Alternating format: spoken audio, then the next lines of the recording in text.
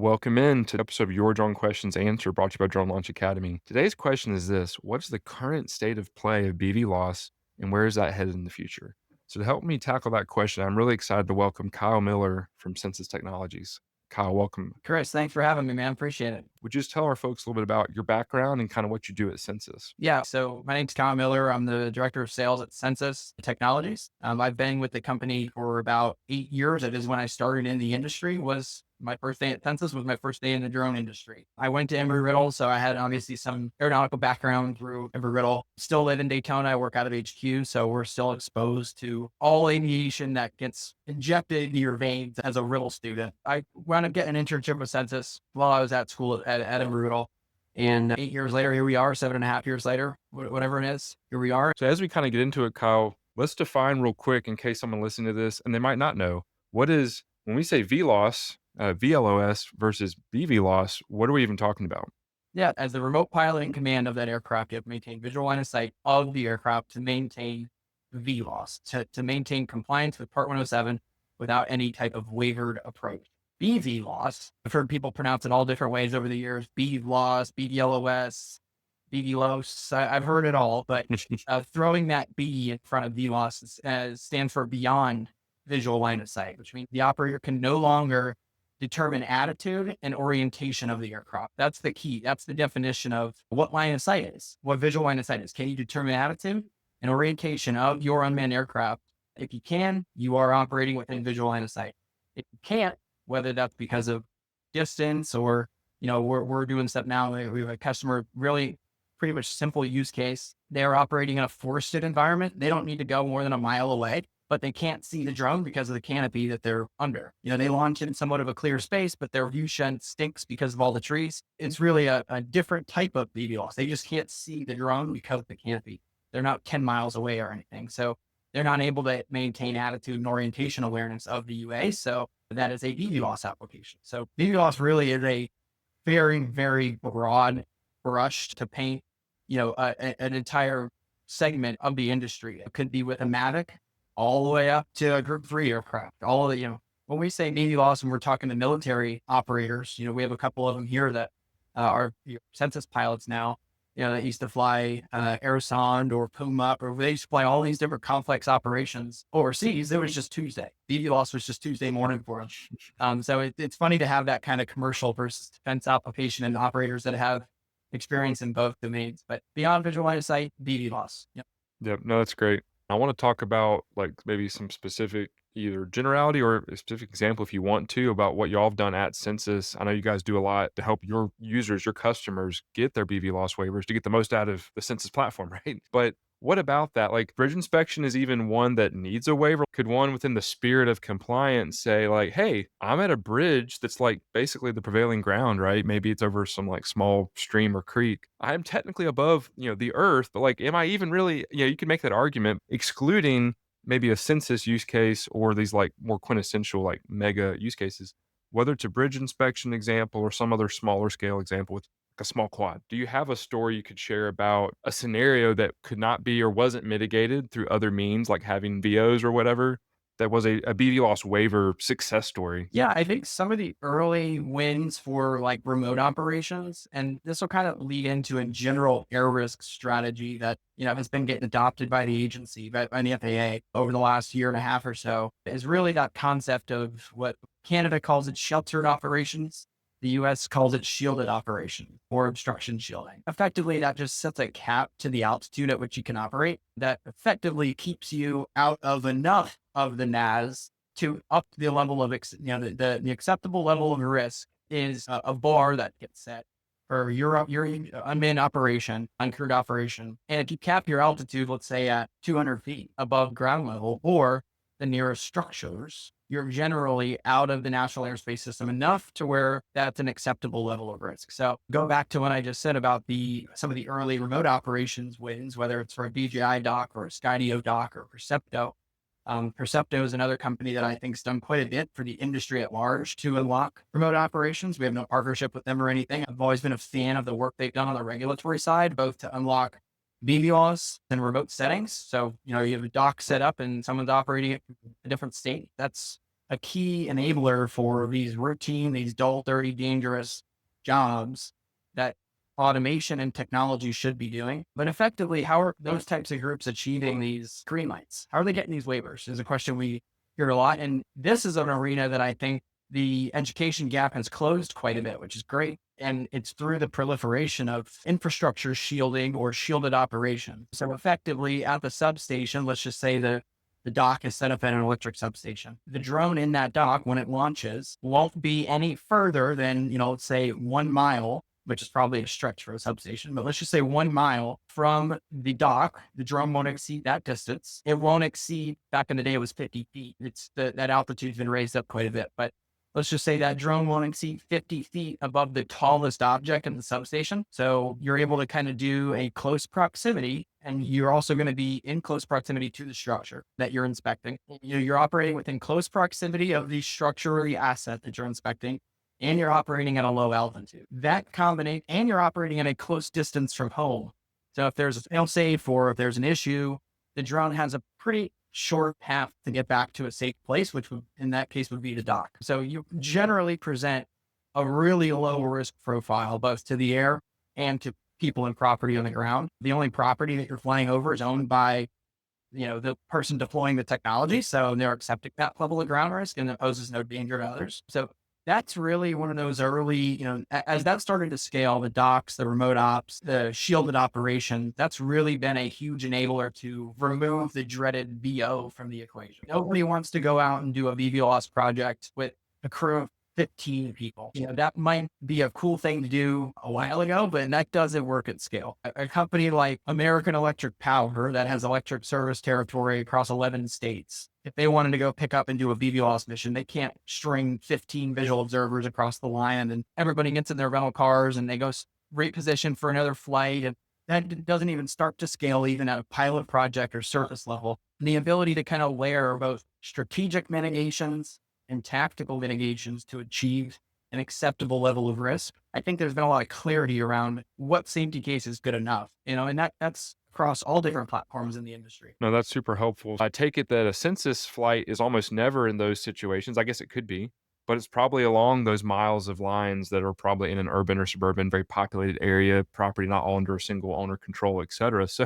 So not asking for the trade secret or secret sauce, but yeah, how do y'all have success? What elements of BVLOS waiver applications have y'all found successful? So that's a good question. Ultimately, when you're submitting a BVLOS waiver, whether it's for a Centero and you're looking to fly 100 miles out, or it's for an M300 and you're looking to fly 3 miles out, yeah, essentially you're answering the same two questions. What are your air risks?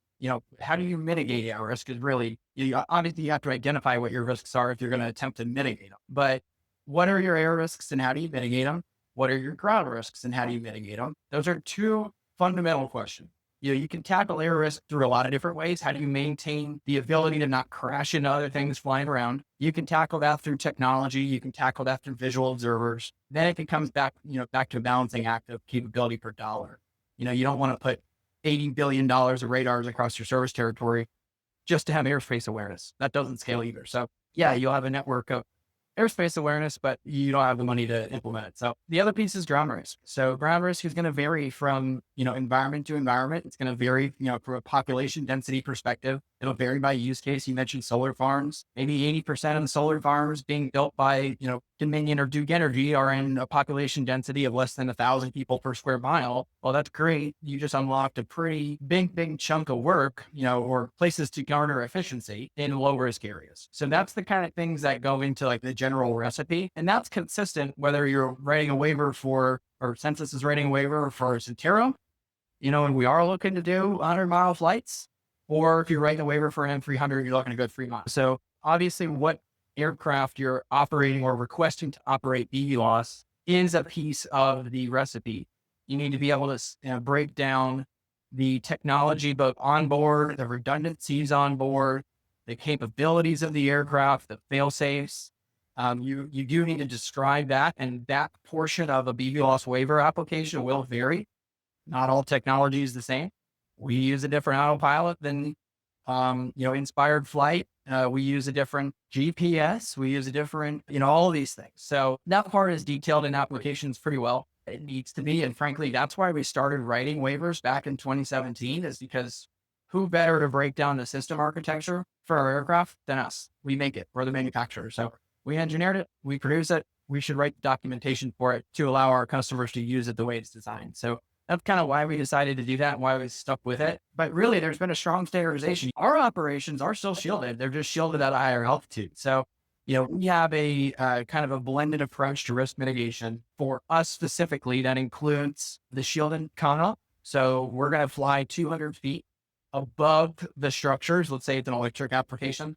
We're going to fly 200 feet above that structure, which might put us, depending on the KV of the line and how tall they are, we might be 300 AGL, but we're 200 above the structure. If we're flying underground pipeline, for example, and the vegetation on both sides of the right of way is, that is our obstacle, right? The vegetation, then we're going to be 200 feet above that vegetation. So that's kind of a strategic mitigation. When we talk about other types of ways to mitigate risk and achieve a high level of air risk mitigation and airspace awareness, we also have a piece of technology on board that we've had for about 5 years. It's an optical detect and avoid. So I know we'll talk about Part 108 at some point. Part 108 might, depending on the type of operation you're looking to conduct, might mandate a level of detect and avoid as a part of the operation, whether that's an ADS-B receiver or an optical system like ours. We have two, ADS-B and optical, so that we're able to detect and avoid cooperative air traffic and uncooperative air traffic. So air risk has a few different pieces. It's detecting, how do you not crash into stuff? And then it's how do you detect and avoid cooperatives, and how do you detect and avoid those aircraft that aren't transmitting ADS-B? You have to answer both. The old, the crop duster. How do you detect and avoid the low flying crop duster? That's a big risk that's always present in some of these rural operations. It's also one of the FAA's favorite questions to ask you to poke holes in your safety cases.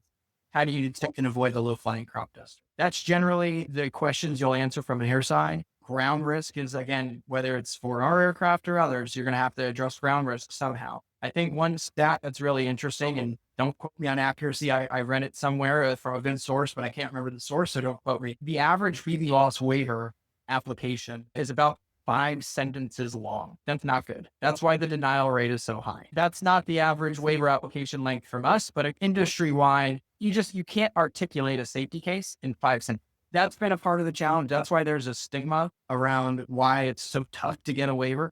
It's really not tough to get a waiver at all anymore. There's a lot of different resources to get an approval for different types of operations with different types of platforms. And now the language in these applications varies from platform to platform and what folks are requesting. And there's certainly organizations that are a little bit more on the forward leaning or the tip of the spear when it comes to what they can get you approved, because they have a relationship, they have a precedent for approval across different CONOPs, things like that. But there's also levels of technology on board, folks that are pushing these approvals. So Skydio's got their own tech stack that enables airspace awareness and ground risk mitigation. They have their own kind of ecosystem for that. We have our own ecosystem. We're able to kind of build a safety case around our ecosystem and validate that safety case over the last 7 years. So a lot of it's just been building over the last 7 or 8 years and kind of validating that safety case through a lack of incidents. Yeah, well, that makes more sense. If people actually submit good faith waivers filled out thoroughly, sounds like they are achievable, whether they're flying a Centera or not, is what I'm hearing from you. And again,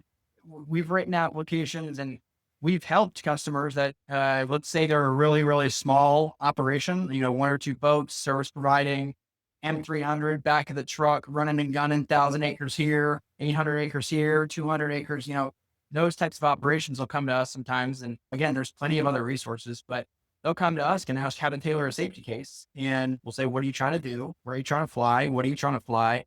What's good enough? That's also a really big question, is what's good enough? Because if you're asking for something that's otherworldly, Censys is not requesting, my hope is change in the next 6 to 12 months, but we're not requesting to fly beyond visual line of sight over Brooklyn. That's a little bit more of an ask than what 95% of the industry actually needs to be efficient with this technology. Certainly there's use cases in Brooklyn, whether it's DFR or what have you. There's ways to achieve that, yes. But the vast majority of firms are looking to unlock efficiencies in these remote areas over solar farms, over wind turbine inspection, bridge inspection. In our application, it's long stretches of transmission or distribution line, oil and gas, roadways. Those are the types of things that we're really unlocking. We can consult a small operation, give them a couple recommendations, And it's really a lot of it's pointing to the waiver safety explanation guidelines. So the FAA does give you some guidance into how to properly make a request. And a lot of the times, what folks do is they assume too much. Really, when you're breaking down a safety case to the FAA, you can't assume, I'll give you a scenario, a hypothetical scenario. If you're walking along the street and there's a pothole, you're probably not going to step in the pothole. You're going to step around it or step over it. But you can't assume the FAA thinks that you're going to step around it or step over it. You have to put that in your safety case that you will step around or step over that pothole, figuratively. That is the level of detail and explanation you have to put in these applications, because you can't assume anything when it comes to your safety case. You have to detail and explain everything. And I think that's where a lot of people fall short. The 5-sentence applications, those probably get tossed pretty quick, but you have legitimate organizations, legitimate operators making an earnest attempt at building a safety case, but there's that gap of assumption. That assumption gap has to close. And the waiver safety explanation guidelines on the FAA's website are a really good place to start. Address those thoroughly, address those completely, and you give yourself a good fighting chance. Yeah. No, that's great. What about Part 108? I think there's been a lot of chatter and optimism that Part 108 will simplify. What are your hopes for Part 108? I've been incredibly optimistic for the industry as a whole about what Part 108 will unlock for the industry as a whole. I think it'll be a very much so a rising tides lift all ships scenario, thinking about it in a census capacity. It'll definitely be a rising tide lifts all ships. I think to consider what Part 108 might actually look like if and when we get to an NPRM, a notice of proposed rulemaking, that deadline's come and gone, and we're hoping to see that in the next 30 to 90 days, hopefully. We've already blown by some deadlines, but at the end of the day, I take a lot of solace in the fact that the 70 recommendations that the Aviation Rulemaking Committee, the BVLOS ARC, put forth several years ago, that group of folks that put those recommendations together is like a 380-page report to shape what Part 108 will look like. It's a really talented group of people. It had folks that had input and guidance from industry, private and public, first responders, regulators. It was a very good group of folks making that report. If we want to think about it in practice, out in the field, what will Part 108, what might it look like for you out in the field? I always point people to what Canada just announced. Canada's been on the Transport Canada, has been on the more forward-leaning side when it comes to advanced operations than the FAA in some cases. You can fly BVLOS under rule if you are less than 4 miles from the GCS. So you can send your drone out 4 miles. If you are operating less than 400 feet, if you are in sparsely populated areas and you are in uncontrolled airspace, so Class G airspace, sparsely populated, limited height, limited distance, that is a risk profile that is pretty low. That operation can be conducted without a Part 108 or without a Part 107 waiver. That can be done under Part 108 rulemaking. Now, on the census side, everything I just described is not enough for someone buying our aircraft. They want to be able to do much more than what I just described. So Part 108 will be crawl, walk, run. The rulemaking won't be incredibly expansive right off the bat. It will be meant to evolve over time and integrate drones into the NAS in greater capacities as time goes on and more data is accrued. Because really, all of these waivers that people have been getting over the years are what's informing what's safe enough for Part 108 to allow the masses to do under. Now, all the waivers that we're getting now go far beyond that. We're talking about 100-mile flights. We're talking about ops in controlled airspace, over roadways, over moving vehicles, people. All that stuff's unfortunately going to have to continue. We're still going to have to write waivers, but really it'll bring everybody up to the level playing field when it comes to operating their technology the ways that it's designed for. So we're really excited for it. It doesn't do a ton for our day-to-day other than, bring everybody else up to an advanced capacity, but we are very excited for Part 108. Hopefully we get to an NPRM. Yeah, I hear you. Well, Kyle, the last question I'll ask is just folks want to reach out either to you or the wider census team for anything, more information about this topic, maybe waiver assistance, of course, interest in the platform, but what's the best way for them to contact you/your team? And then also, if there's anything else you want to shout out, or is it Embry or is it Emory Riddle? There's too many Emory universities. Embry Riddle? It's Embry Riddle Aeronautical University. Yeah. So last detail on that is, we have seen quite a bit of adoption in the last 18 months, not just of our technology, but about, people start drone programs, big utilities. The adoption curve is, we're starting to see that rapid adoption. I think from an education perspective, nobody's questioning whether or not drones are valuable in their industry or use case anymore. That is accepted. Now it's how do we scale it? Really, this advanced level of operations, whether it's one to many, whether it's remote operations, whether it's BVLOS or high altitude flying or what have you. That's what the challenge we're facing now. It's no longer educating; it's enabling and scaling. And Census is responsible for a lot of the approvals in the country. I haven't checked the math in a while, but at one point it was close to 30% of all of the approvals in the country were, written by us or in some capacity. So, I mean, if you want to get in touch with me, it's miller.kyle at censystech.com. If you want general information on the company, our website, it just got overhauled. So I think it does a pretty good job talking about pilot projects we've done, use cases our customers are involved in, wins we've had. I'm happy to talk to you about the losses we've had too.